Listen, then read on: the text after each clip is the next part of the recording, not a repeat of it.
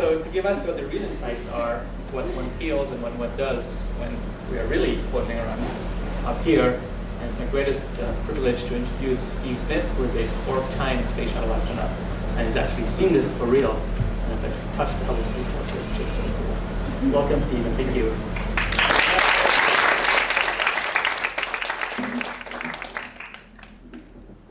Okay.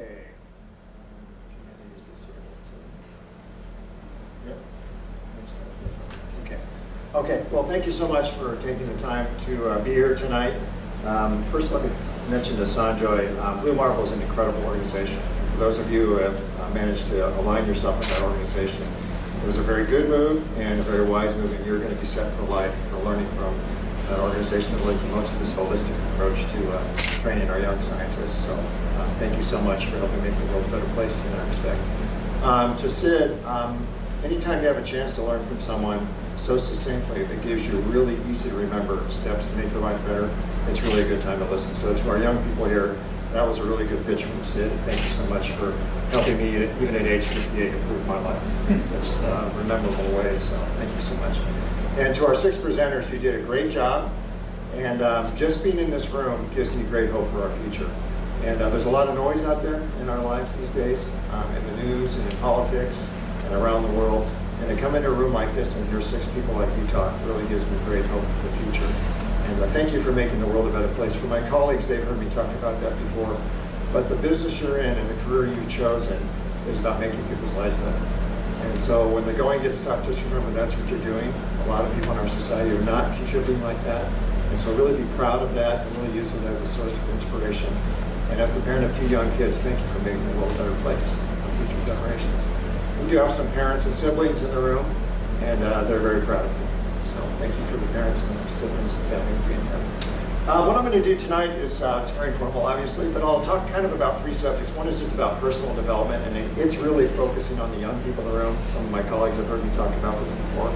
My apologies for being a little repetitious there. Then I'll talk a little bit about the fun part of being in space, and then I'll talk about some perspectives on what it looks like to see the Earth from space. So first of all, I grew up in San Jose, right down the road, and I had a dream very early in life. So I started drawing pictures like the one on the left about being an astronaut. So I was curious about what it was like to fly in space, watch the astronauts on television walk on the moon. My dad would take me on camping trips, so I was really interested in outdoor life and exploring. Watching airplanes take off and land from the San Jose airport, and science and math were really interesting to me. So I started drawing this picture over and over and over again, and my parents saved those pictures. I still have them to this day. And so it's really nice to go to people and say, I started drawing this in 4th grade and my dream came true. And so for those of you who are finding your way in life, dreams come true. It does get rocky sometimes. This is a picture of the 4 rejection letters that NASA sent me over a 10-year period. And so, oh, excuse me, I'm sorry. This is the first one. I got 4 of them though. It's funny how people laugh when they see 4 rejections.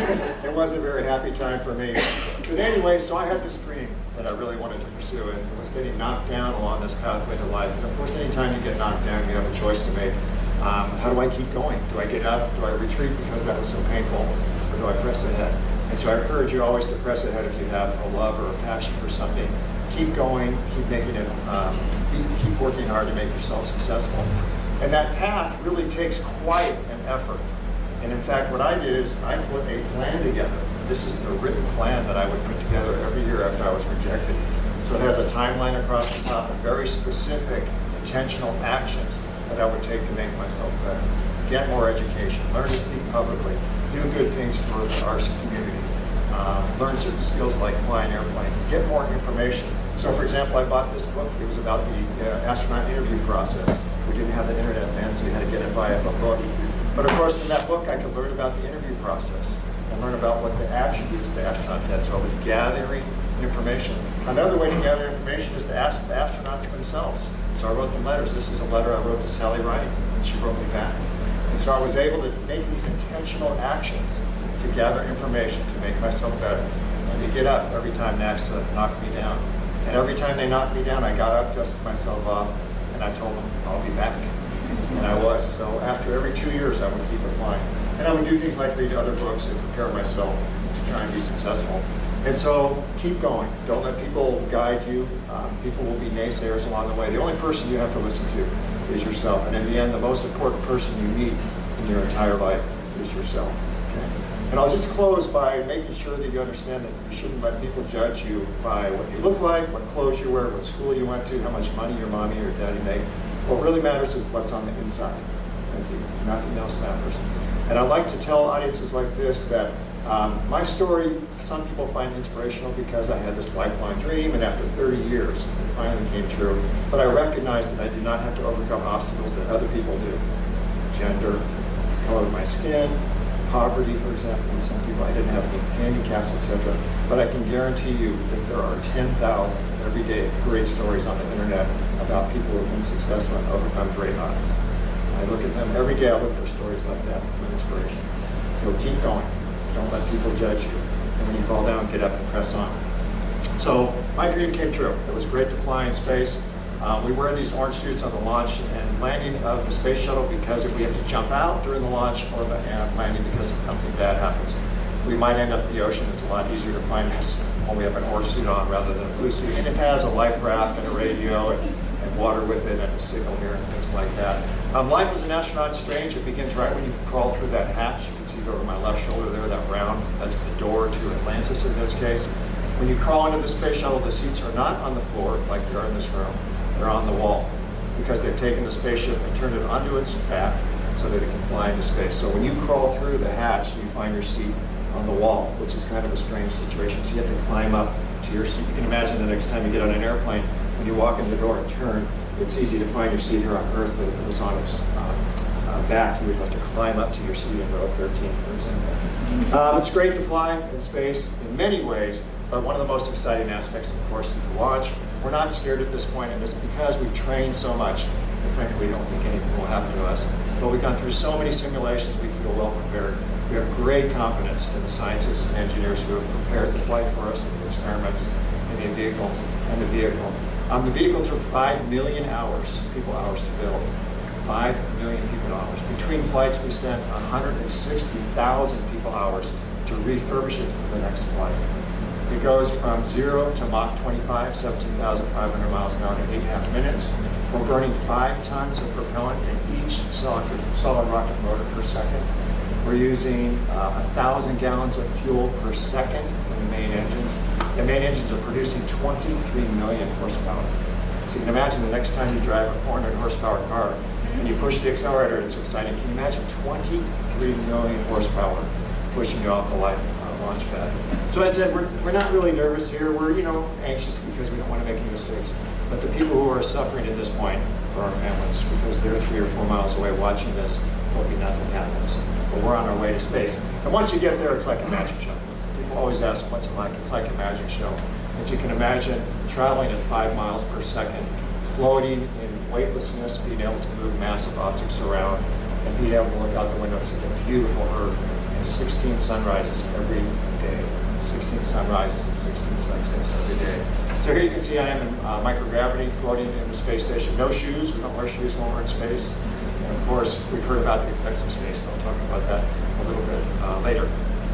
One of the things you have to think about if you want to fly in space is how do you stay clean? The water doesn't fall in space.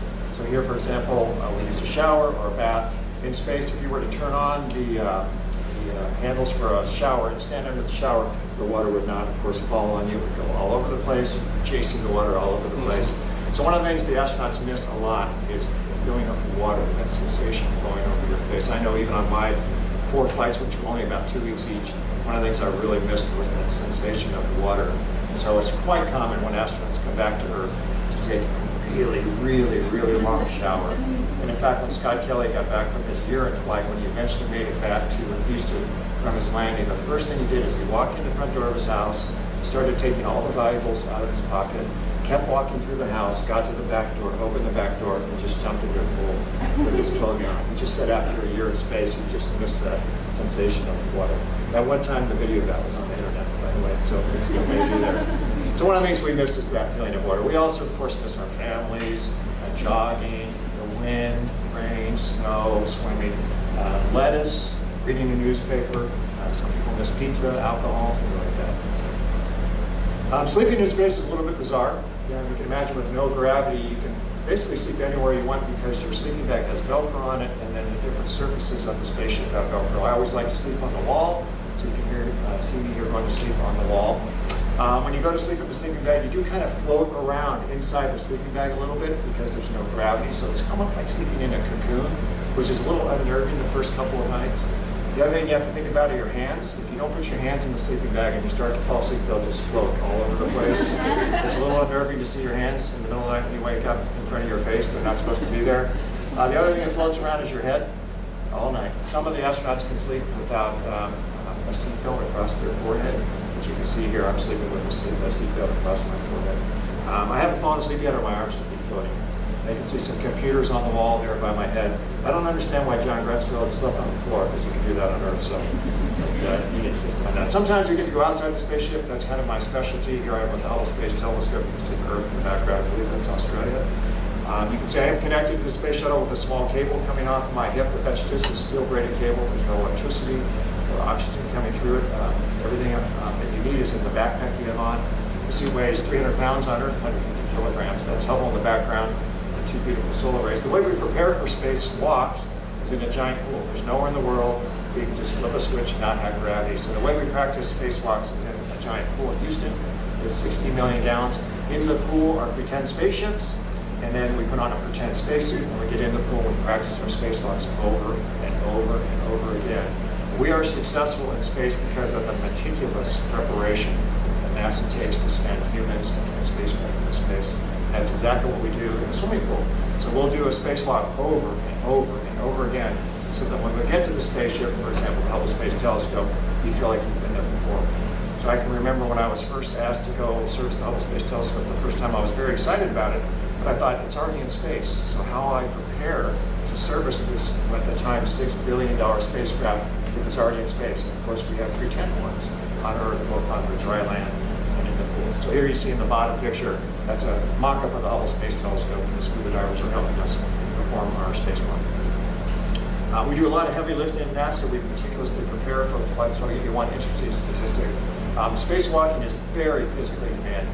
We treat it as if we're training for a national athletic event, and so 6 days a week we would work out for about an hour. In the year before my flight, my last flight to the space station, I lifted weights 3 days a week for an hour, so 3 days a week for an hour. And I kept track of how much weight I was lifting.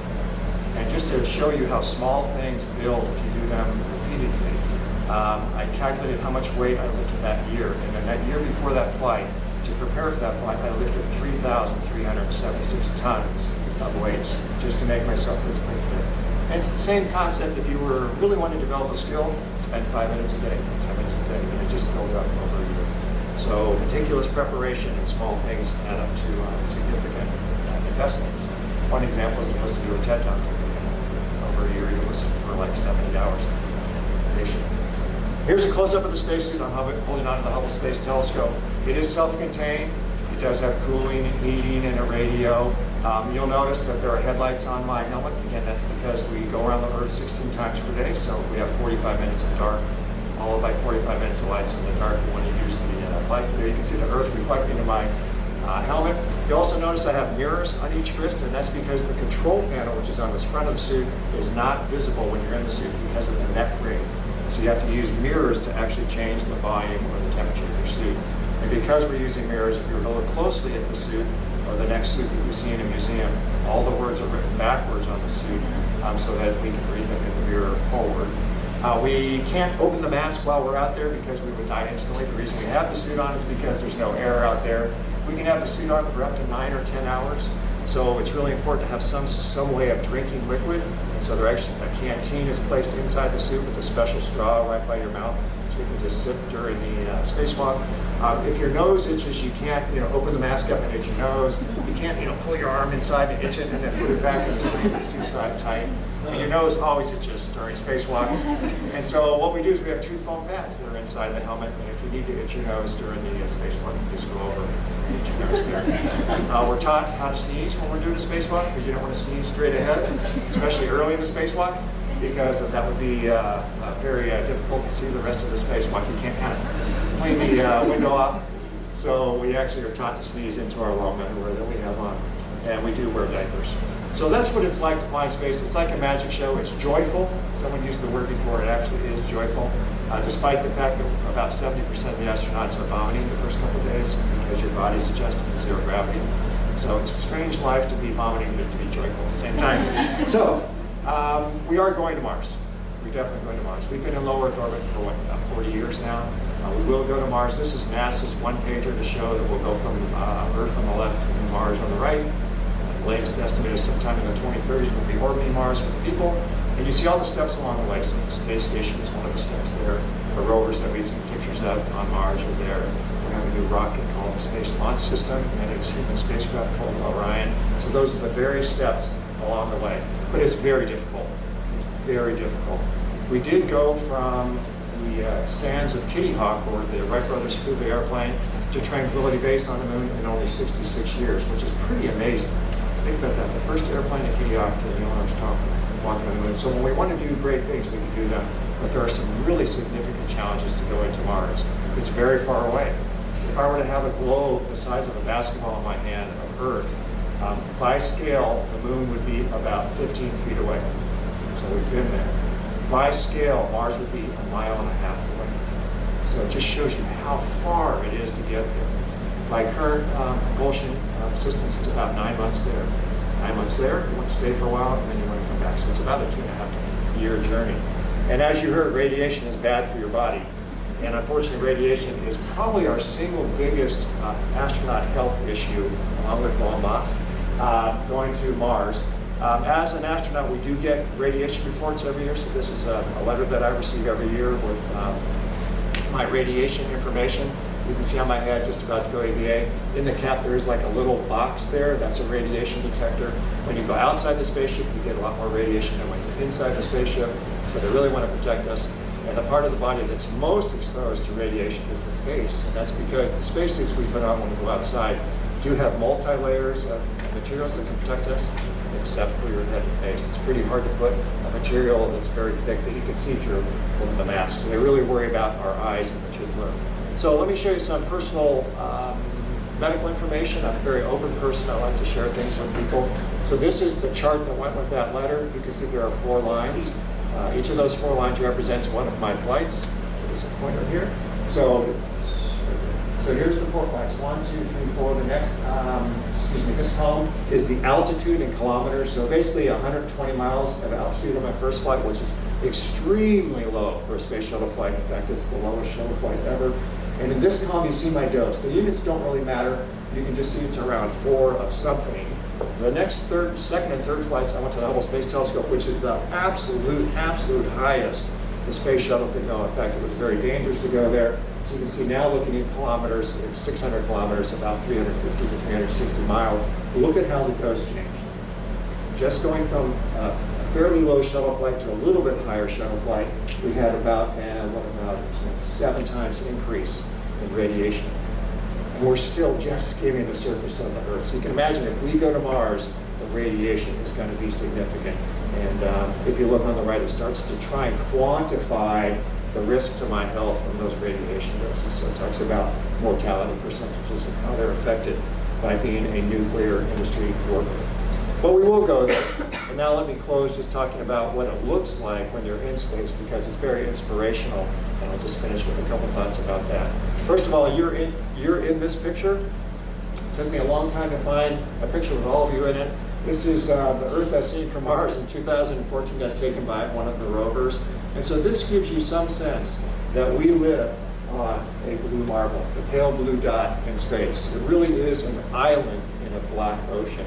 And that's what you see when you're an astronaut. When you step away from the planet, it looks like this little blue marble in this vast black ocean. And you've seen this exact picture in a couple of the other presentations. And so it really is beautiful. And it really changes your perspective in a couple ways. One, it makes you much more sensitive to protecting the Earth, because it's an island. It has limited resources, and so we need to take care of it. It also affects you in the way that you view peace and how you determine your own level of tolerance, because it looks like one global community. You don't see any borders in this picture.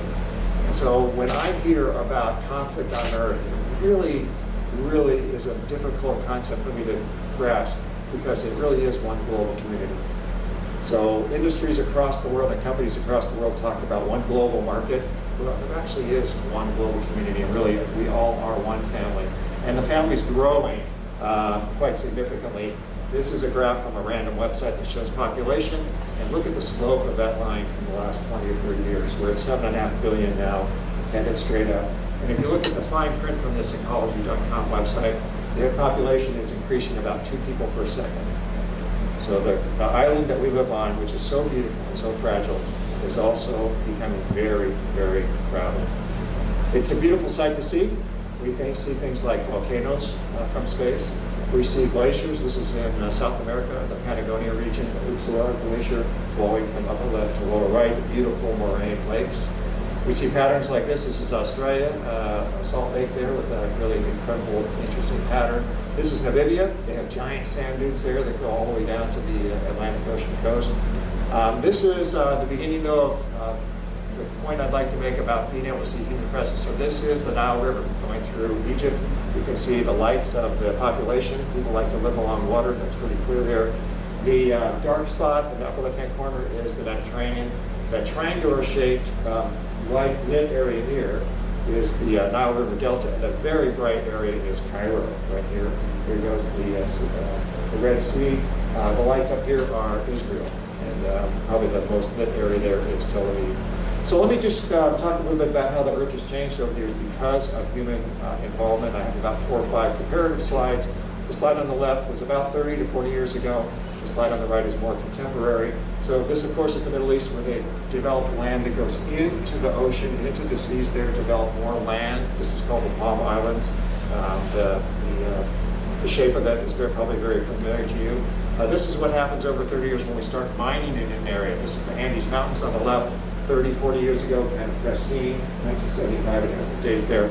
And now you can see when we start to mine for a material like copper, for example, we start to dig up the earth, and we start to establish these evaporation ponds. Who knows what's in there? If we don't manage water use correctly, we see these type of, this is the ROC in Russia. On the left, it was really even fading 30 years ago because of mismanagement of the amount of water coming into the lake and the amount going out. And if you do that, you can affect the viability of the lake, or ocean or sea, and you can see now that it's basically gone. And in fact, if you look at a National Geographic special, you'll see ships in the middle of the desert here that are stranded because the ROC has departed. Of course, we've all heard of deforestation. Maybe you've even been here before. This is Cancun. On the left, 30 years ago, you can see most of the forest is still there. You have you do have some evidence of the city here, but on the right, it's just grown and grown and grown. And of course, to do that, they had to cut down the rainforest. Finally, we are guilty of the same change in the environment here in the United States. Can you guess what this is? Las Vegas, that's right. So on the left, 30 years ago, McCarran Airport is at the south side of the city. And then nowadays, because of the growth in population, you can see the airport's right in the middle of the city. And the message here is that, kind of in conclusion, the Earth is our island. It's really spectacular, but we have a lot of people on it, and more people are coming, so there's certain things that we need to do. We need to take care of it. Of course, by limiting the damage of what is here, by trying to conserve what natural resources we have, and start to think about more and more extensively, especially as we do here in California, using renewable resources. So the pictures in the lower right-hand corner show a wind power farm in the North Sea as one option, and in the lower right-hand corner, that's the Topaz Solar Array Farm in Southern California. And people are often shocked to hear me put the last line up there because they're not expecting an astronaut to say this, but we really need to be nice to each other too, because we really are one global family on this island. And of course, if any of us were selected to go live on an island, we would want to be nice to each other, and we want them to be nice to us. So let me just close again by saying, what you've established, Sanjay, is just amazing. Blue Marble really is leading the way in producing really holistic, all well-rounded scientists. And so to the young scientists in the room, congratulations for your involvement. And you did a great job this summer. We want you to keep working in our industry in some way because you're making the world a better place. And we're really grateful for that. And future generations will really benefit from that too. So be proud of what you're doing. And if you fall down, get up, keep going. Okay, thanks.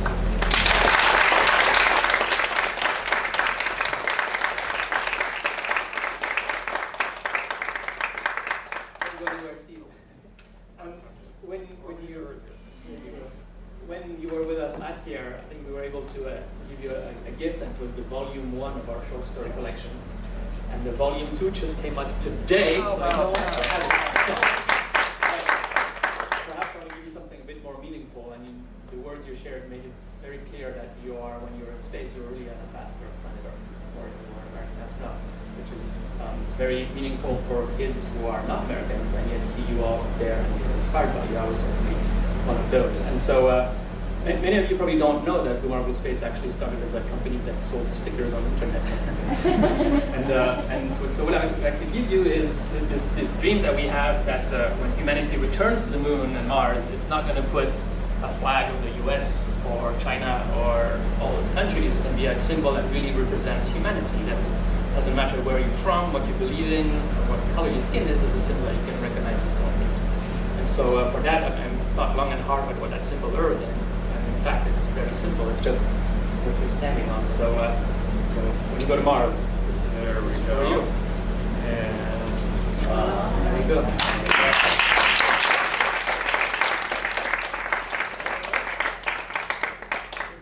So this was a picture taken by the Apollo astronauts as they were coming back to the moon in 1972. So there's a lot of symbology behind that symbol. So when I first met Sanjay, we talked about that, and you know, he's not talking about it like he's a marketing person from a company. He's talking about it from the heart, and it's really true what he's saying. So his vision is that in the future, this will not be an American flag. It will be a blue marble patch, and that will happen. Thank you so much.